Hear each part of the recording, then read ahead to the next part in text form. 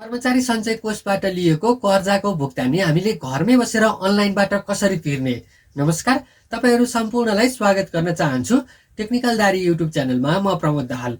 साथीहरू, आजको यस भिडियो अन्तर्गत रहेर म तपाईहरूलाई कर्मचारी सञ्चय कोषबाट लिएको कर्जाको भुक्तानी चाहिँ हामीले घरमै बसेर अनलाइनबाट कसरी तिर्ने भनेर यहाँनिर गरेर देखाउन गइरहेको छु। आशा छ हजुरहरूको लागि यो भिडियो उपयोगी हुनेछ। र साथीहरू, आउनुहोस् अब ढिला नगरिकन आजको यो टपिकतर्फ लागिहालौँ।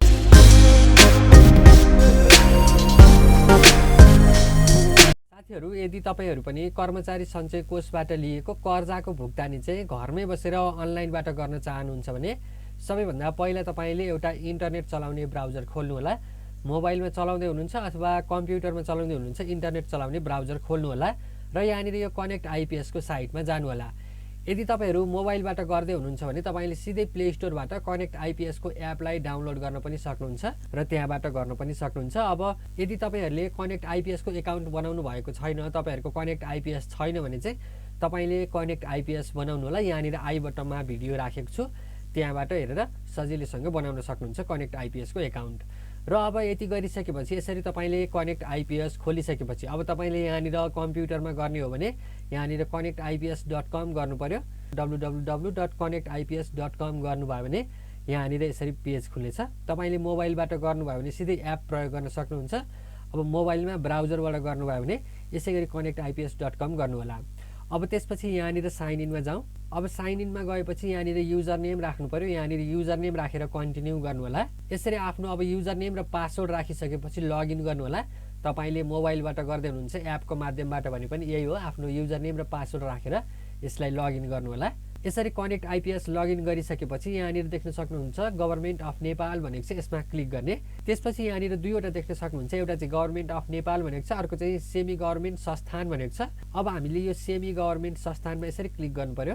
अब त्यसपछि यहाँनिर यस्तो किसिमको यो पेज खुल्नेछ। यहाँनिर हामीले इपिएफमा जानु पर्यो। कर्मचारी सञ्चय कोष भनेको इपिएफ भयो, यसमा जाउँ। यसरी यति गरेपछि यहाँनिर यस्तो किसिमको यो पेज खुल्नेछ। यहाँनिर सेन्डर डिटेल भनेको छ, त्यसपछि loan type, UCI number, contributor name, mobile number भनेको छ। अब यो फर्स्टमा यहाँनिर सेन्डर डिटेलमा एकाउन्ट नम्बर भनेको छ। यहाँनिर क्लिक गरेर आफ्नो ब्याङ्क एकाउन्ट सेलेक्ट गर्नु पर्यो। यसरी ब्याङ्क एकाउन्टलाई सेलेक्ट गरिसकेपछि यो तलपट्टिका यी सबै विवरणहरूलाई भर्नु पर्यो। जस्तै लोन टाइप भनेको छ, यहाँनिर क्लिक गर्ने र त्यसपछि कुन लोन हो तपाईँले यहाँनिर लिनुभएको यहाँनिर चुज गर्नु पर्यो। जस्तै स्पेसल लोन हो कि हाउस लोन हो कि एजुकेसन लोन हो कि के हो त तपाईँले चुज गर्नु पर्यो। जस्तै अहिले यहाँनिर मैले स्पेसल लोन गरेँ। अब त्यसपछि युसिआइएन नम्बर भनेको छ। तपाईँको केवाइसी भेरिफाइड भएको छ भने तपाईँले आफ्नो युसिआइएन नम्बर प्राप्त गर्न सक्नुहुन्छ। त्यसको लागि तपाईँले आफ्नो केवाइसीलाई भेरिफाई गर्नु होला। र अब यहाँनिर आफ्नो युसिआई नम्बर राख्नु होला। यहाँनिर मैले आफ्नो युसिआई नम्बर राखेँ। अब त्यसपछि यहाँनिर कन्ट्रिब्युटर नेम भनेको छ, कन्ट्रिब्युटरको नाम लेख्नु पर्यो सञ्चयकर्ताको। अब त्यसपछि यहाँनिर अर्को मोबाइल नम्बर छ। मोबाइल नम्बर कुन रजिस्टर गर्नुभएको छ त्यही मोबाइल नम्बरलाई यहाँनिर राख्नु होला। अब यहाँनिरको यो सम्पूर्ण विवरणहरू भरिसकेपछि यहाँनिर तलपट्टि मेक पेमेन्ट भनेको छ, यसमा क्लिक गर्नुहोस्। अब त्यसपछि यहाँनिर देख्न सक्नुहुन्छ सबै डिटेलहरू यसरी यहाँनिर देखाउनेछ। युसिआई नम्बर, लोन टाइप के हो, त्यसपछि कन्ट्रिब्युटरको नाम के हो, permanent address, mobile number, PF number, principal amount कति हो, त्यसपछि इन्ट्रेस्ट ब्याज अहिलेसम्मको कति लागेको छ, टोटल लोन कति हो, यहाँनिर यसरी देखाउनेछ।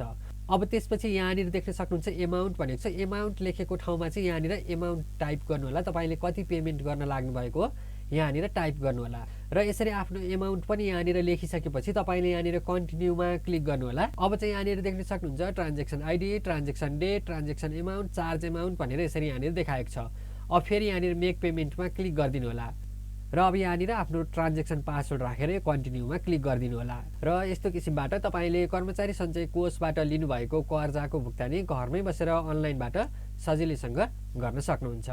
र साथीहरू, यस्तो किसिमबाट चाहिँ तपाईँहरूले पनि घरमै बसेर कर्मचारी सञ्चय कोषबाट लिएको कर्जाको भुक्तानी अनलाइनबाट सजिलैसँग गर्न सक्नुहुन्छ।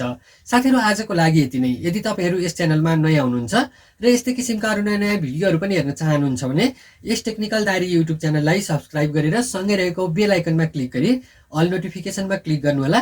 साथै केही सल्लाह सुझाव तथा आउँदा दिनहरूमा अरू के कस्ता भिडियोहरू अपलोड भयो हुन्थ्यो जस्तो लाग्छ ती कुराहरू पनि कमेन्टमा लेख्नु होला। आजको लागि यति नै। हस्त, धन्यवाद।